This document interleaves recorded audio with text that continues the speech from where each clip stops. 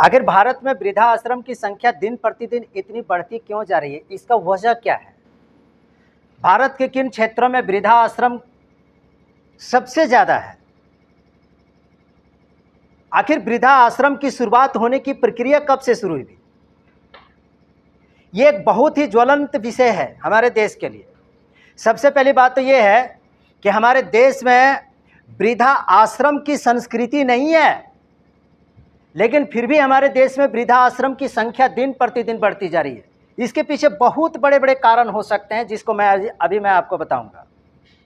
भारत की ऐसी संस्कृति है, भारत की ऐसी कल्चर है, ऐसी परंपरा है, जहां पर माता पिता को जहां पर भगवान माना जाता है। क्या? माता पिता को जहां पर भगवान माना जाता है, जिस देश में, जिस समाज में, जिस संस्कृति में, वहीं पर बड़ी ही विडंबना वाली बात है कि इतने ज्यादा वृद्धा आश्रम की संख्या बढ़ती जा रही है। ये बहुत ही हमारे देश और समाज के लिए उचित नहीं है, हमारे संस्कृति के खिलाफ है, हमारे संस्कृति की ये विरुद्ध है, ये परंपरा हमारे देश में। भारत में सबसे पहले वृद्धा आश्रम की जो शुरुआत जो भी जानती है कि सन 1936 ईस्वी में, 1936 ईस्वी में शुरुआत हुई थी, स्थापना नहीं हुई थी। भारत में सबसे पहले वृद्धा आश्रम की जो शुरुआत हुई सन 1936 ईस्वी में, देश आज़ादी के पहले की बात है, जो सहजानंद नामक व्यक्ति के द्वारा मतलब इसकी शुरुआत की गई थी, सहजानंद व्यक्ति के द्वारा। इस उद्देश्य के साथ सहजानंद के द्वारा सन 1936 ईस्वी में वृद्धा आश्रम की शुरुआत की गई कि वैसे वृद्धा, चाहे वो महिला हो या पुरुष हो, उसे वृद्धा अवस्था में, बुढ़ापे में उसको सारी सुविधाएं उसको मिले, खाने पीने की, रहने होने की सारी व्यवस्थाएं मिले। मैं ये कहता हूं, वे कौन सी वृद्धा आश्रम है, ऐसी कौन सी व्यवस्था की बात करते हैं हम लोग, जब उसके अपने घर के परिवार लोग अगर उसको सेवा नहीं दे पाया, उसका सेवा सत्कार नहीं कर पाया, और उसकी सेवा हुआ वृद्धा आश्रम में, तो उस सेवा को सेवा नहीं कहा जा सकता हमारी संस्कृति के अनुसार। यह बिल्कुल सेवा नहीं है। सन 1936 ईस्वी में सहजानंद के द्वारा इसकी शुरुआत की गई थी, स्थापना नहीं की गई थी। और अभी वर्तमान में लगभग एग्जैक्ट डाटा ये तो नहीं कह रहे हैं कि पूरे भारत में, अगर कहा जाना पूरे भारत में अभी वर्तमान में 700 से लगभग 800 वृद्धा आश्रमों की संख्या है। 700 से लगभग 800 वृद्धा आश्रमों की संख्या है, और इसमें दिन प्रतिदिन इजाफा होता जा रहा है, दिन प्रतिदिन इजाफा हो रहा है।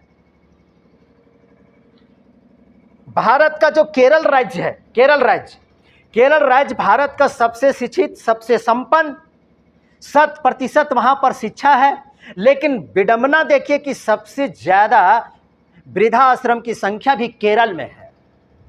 आखिर इन सभी वजहों के, इन सभी चीजों के पीछे वजह क्या है? आखिर वृद्धा आश्रम की संख्या इतना दिन प्रतिदिन हमारे देश में, हमारे समाज में बढ़ता क्यों जा रहा है? केरल की सबसे बड़ी बात यह है कि वहां पर 100% शिक्षा होने के बावजूद, रोजगार होने के बावजूद, अपने माता पिता का उसकी देख रेख करने की उसके पास समय नहीं है, और वहां पर वृद्धा आश्रमों की संख्या दिन प्रतिदिन बढ़ती जा रही है। तो फिर यह शिक्षा को आखिर ऐसा क्यों कहा जाएगा कि शिक्षा विद्या ददाति विनयम? शिक्षा जो कहती है कि विद्या ददाति विनयम, जो विद्या अध्ययन कर लेते हैं, जो शिक्षित हो जाती है, वह विनयी हो जाता है, वह सत्कारी हो जाता है, वह सबका सम्मान करने लगता है। तो केरल में ऐसी कौन सी शिक्षा हो रही है कि लोग अपने ही माता पिता का लोग सत्कार नहीं कर रहे हैं? जहां पर 100% शिक्षा है, उसके बावजूद भी वहां पर वृद्धाश्रमों की संख्या बढ़ती जा रही है। देखिए, हमारे देश में हमारी जो परंपरा, जो हमारे देश की जो रही है ना परंपरा, एक बहुत ही विशिष्ट परंपरा रही है। हम लोग बच्चों को, मेरा ये मंतव्य है कि हम लोग बच्चों को तो शिक्षा तो दे रहे हैं। मैं अभी इस कारण के बारे में बता रहा हूं कि भारत में शिक्षा तो हम सबों को, मॉडर्न शिक्षा, आधुनिक शिक्षा, अंग्रेजी शिक्षा बच्चों को तो दे रहे हैं, लेकिन संस्कार युक्त शिक्षा आज भी हम लोग देने से बिल्कुल परहेज कर रहे हैं। और मेरा जहां तक वक्तव्य है कि भारत में वृद्धा आश्रमों की संख्या जो दिन प्रतिदिन जो बढ़ रही है, इसके पीछे मैं एकमात्र यह मकसद मानता हूँ, इसका एकमात्र मैं वजह मानता हूँ कि शिक्षा में संस्कार की कमी हो जाने के कारण वृद्धा आश्रमों की संख्या घट रही है, बढ़ रही है, माफ कीजिएगा, बढ़ रही है। अरे हमारे देश की संस्कृति है, जिस देश की परंपरा ने, जिस देश की संस्कृति ने खड़ाऊ रख करके, अपने भाई की खड़ाऊ रख करके 14 साल तक उन्होंने शासन किया। माता पिता के एक आदेश से बच्चे 14 वर्ष तक वनवास लेकर के गुजर गया। ऐसी परंपरा है, और इस परंपरा में इतना ज़्यादा शिक्षा रखने के बावजूद भी, इतने ज़्यादा शिक्षित हो जाने के बावजूद भी, इतने ज़्यादा शिक्षित, चलिए आइए तो हो आवेला, चलो तो वीडियो में रिकॉर्ड हो गया है।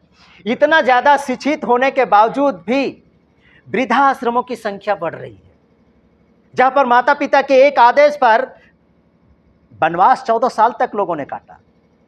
ये परंपरा हमारे देश की। लेकिन जैसे जैसे आज हम शिक्षित होते जा रहे हैं, हमारे पास समय नहीं है उन सबों के सत्कार करने का, हमारे पास समय नहीं, उसके पास टाइम पास करने का, उसके पास बात करने का, अपने माता पिता के पास बात करने का, बैठने का समय नहीं है किसी के पास।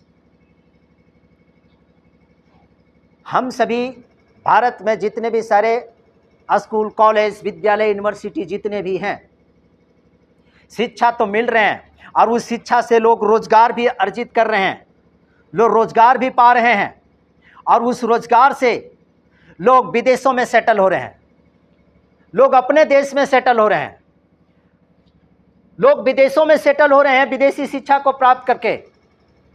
लेकिन अपने माता पिता के पास, उसके पास सेवा करने के उसके पास वक्त नहीं है।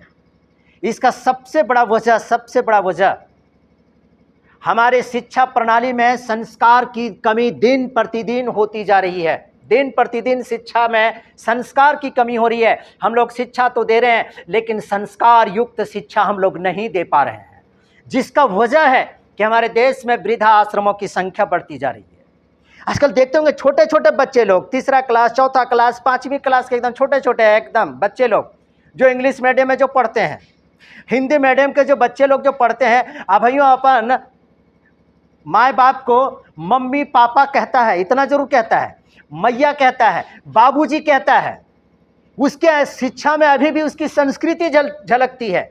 लेकिन जो प्राइवेट स्कूल के जो बच्चे हैं, जो कॉन्वेंट में पढ़ते हैं, जो कार्मेल में पढ़ते हैं, जो डीएवी में बच्चे पढ़ते हैं, वह 3 साल का हो, 4 साल का हो, 5 साल का हो, उसकी जुबान से एक बात निकलती है।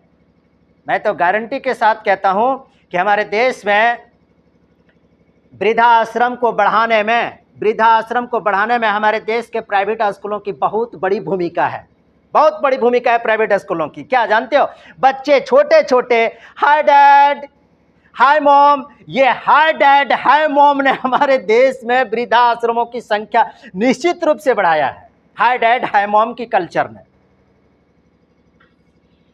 इसलिए हमारे देश में शिक्षा जो होनी चाहिए ना, वह संस्कार युक्त शिक्षा होनी चाहिए। हम बच्चों को व्यवसायिक शिक्षा दे रहे हैं, लेकिन संस्कारी शिक्षा नहीं दे रहे हैं। हम बच्चों को वैसी शिक्षा दे रहे हैं जिससे पैसे कमाने की वो मशीन बन सके, पैसे कमाने की मशीन बन सके, लेकिन उसके अंदर संस्कार नाम का कोई चीज़ नहीं होता है उस बच्चे में। और वही बच्चे जब विदेशों में सेटल हो जाते हैं, वही बच्चे जब अच्छी नौकरियों में चले जाते हैं, तो अपने बूढ़े माँ बाप के पास, उसके पास सेवा करने के लिए समय नहीं होता है, टाइम नहीं होता है। उसके लिए होता है वृद्धा आश्रम होता है, वृद्धा आश्रम होता है। समझ रहे जी बात को?